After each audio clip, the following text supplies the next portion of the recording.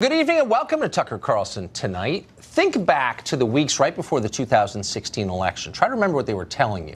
One of the main things they were saying was that if Donald Trump lost the election, he would not accept the results, and this would be a deep challenge to our democracy. Well, it turns out, like a lot of what they tell you, this was pure projection.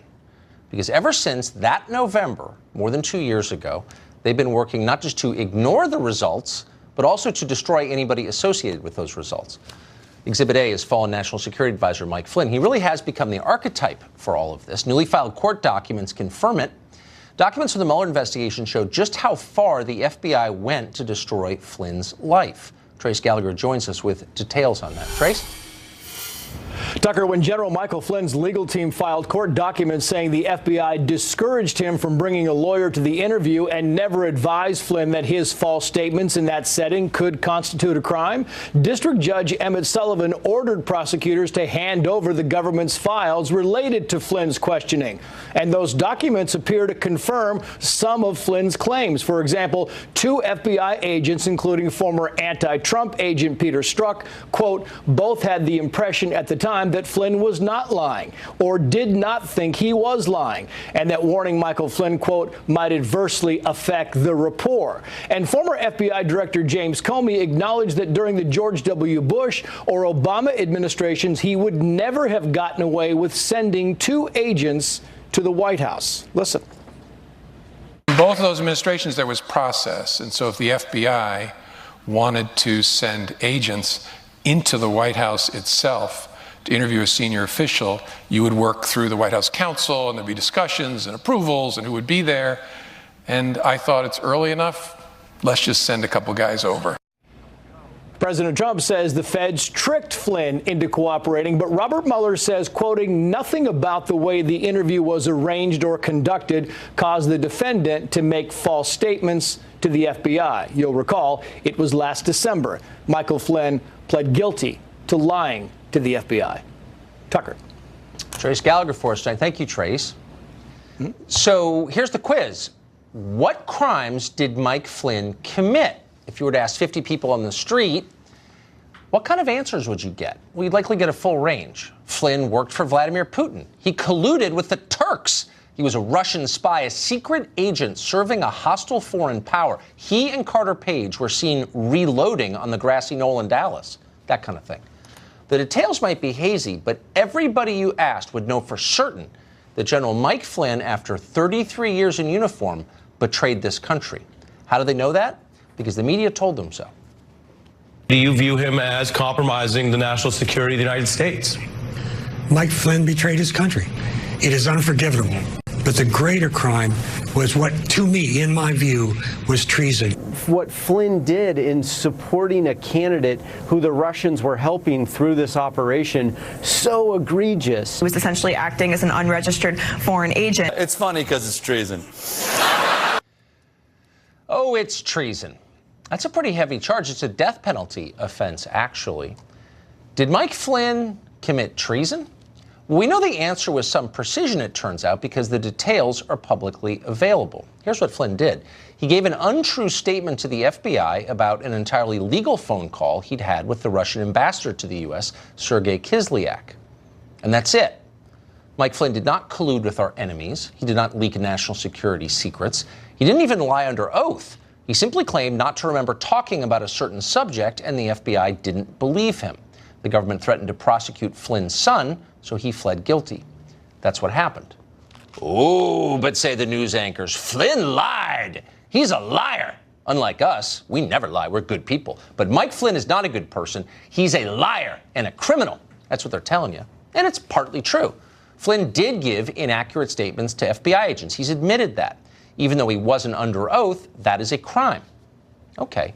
But what's interesting about all of this is that the FBI also lied to Mike Flynn. And yet somehow that's not a crime. So to restate, and you should definitely remember this, get a pen, it is okay for the government to lie to you. They do it all the time, constantly, in fact. But if the government ever catches you in a factual contradiction, you are shafted. They can send you to prison, bankrupt you, threaten your children. That's the system that we have. America's news anchors think it's great. The system has served them well. They're on the government side on this one. In fact, on most matters, whatever the ruling class is for, they're fully on board. Here, for example, is behavior that the news anchors consider totally fine. That would be in stark contrast to Mike Flynn's dastardly lying. So here's what we know. We know that notes taken by Andy McCabe, he was then the deputy director of the FBI, show that the Bureau deliberately planned to trick Flynn and take advantage of his friendliness and his stated desire to help their investigation. We know this because Andy McCabe took notes. And in his notes, he explained that he told Mike Flynn he wanted to interview him, quote, as quickly, quietly, and discreetly as possible. McCabe suggested that having a lawyer, one of those pesky attorneys present, would be unnecessary and time-consuming, a hassle. Don't worry about it, man. Well, Flynn, and a close associate who we talked to this afternoon describes him as trusting by nature, agreed to those terms. Obviously a mistake. He clearly thought he was helping the FBI, but he wasn't. He was walking into a trap. One of the agents he met was Peter Strzok. Remember the name? He's a political activist who famously promised his mistress he'd help to stop Trump. Whatever that means. Well, we're getting a sense of what it means, actually. According to the FBI's own documents, Andy McCabe, Peter Strzok, and the rest decided that FBI agents should not warn Flynn that making a misleading statement to the FBI would be a crime. Now, the analysis suggests that somehow Flynn knew this and he must have been a moron for not bringing a lawyer. And that since he ran an intelligence agency, he must have known that any calls with Kislyak would be taped and transcribed. But that is, in fact, an argument for his innocence. Of course he knew that the FBI would be able to check everything he said against information they themselves had gathered. So knowing that, why would he lie? Maybe because he didn't think he was lying. As law professor Jonathan Turley put it yesterday, Flynn's downfall appears to have been engineered from day one. The feds chose their man and then picked the crime to pin on him. And then Mueller decided to go back and charge him. It became a canned hunt. They put this guy in a cage and they shot him. They put him in a cage and shot him. Huh. Well, just because there's still no evidence of Russian collusion doesn't mean we haven't become a lot more like Russia. Joe Digenova is a former U.S. attorney for the District of Columbia, and he joins us now. I just want to state at the outset, Joe, he lied, say the news anchors. He lied! And he deserves whatever's coming to him. Assess that claim, if you would. He did not lie, and in fact, the FBI knew it. Let's remember what this is about. This was a pretextual crime created by the FBI and by Sally Yates, the acting attorney general. Remember, after the election, Hillary Clinton needed a reason why she lost. Enter Russian collusion. Part of that was to find somebody in the administration to frame for talking to the Russians. They found General Flynn. But in fact, all of General Flynn's conversations with the Russian ambassador and everybody else were legal. So why did the FBI approach him? They knew what he said. They knew it was legal. The answer is they wanted to frame him, and they succeeded. And he did not tell them false information. Some of it may have been paused. It may have been nuanced. He did not lie. And indeed, the agents who actual 302s are available said he didn't lie. And it's interesting that Mueller did not turn over the original 302s to Judge Sullivan today. He turned over an interview of Agent Strzok, which was done months later by Mueller's people. The answer is Michael Flynn was framed in order to get at Donald Trump. Sally Yates, James Comey, Peter Strzok, Andy McCabe all planned it. What you are watching play out in an American courtroom is one of the most disgraceful events in American criminal justice, and everybody on Mueller's team should be ashamed of themselves, and none of them should ever be allowed to go back into the Department of Justice. And any attorney who advised Michael Flynn to plead guilty to this, rather than going public with the frame-up that was happening to him, ought to be, I think, disbarred.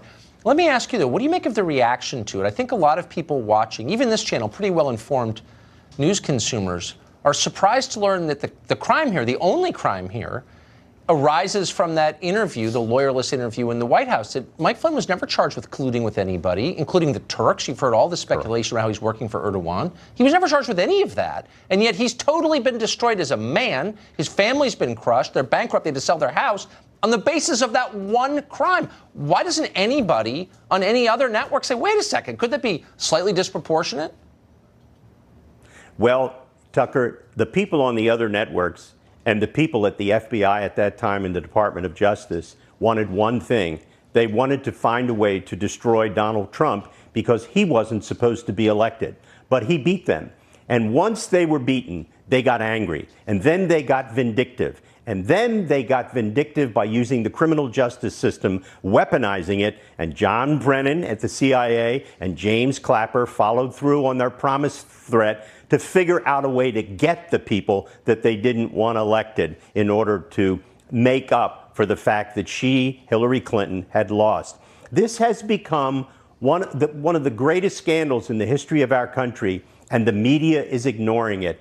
And it is truly important that what you are doing by focusing on these stories continue to be done until there's a new attorney general and there can be a grand jury to find out who was it that leaked the conversation of Michael Flynn with the Russian ambassador. That was a crime. The leak to David Ignatius of the Washington Post exposing General Flynn's conversation with the Russian ambassador was a crime. And the question tonight is, why isn't that crime being investigated? Because everyone in Washington is deeply invested in our failed foreign policy, and anybody who suggests changing the foreign policy that they're deeply invested in and get rich from gets crushed, as you know.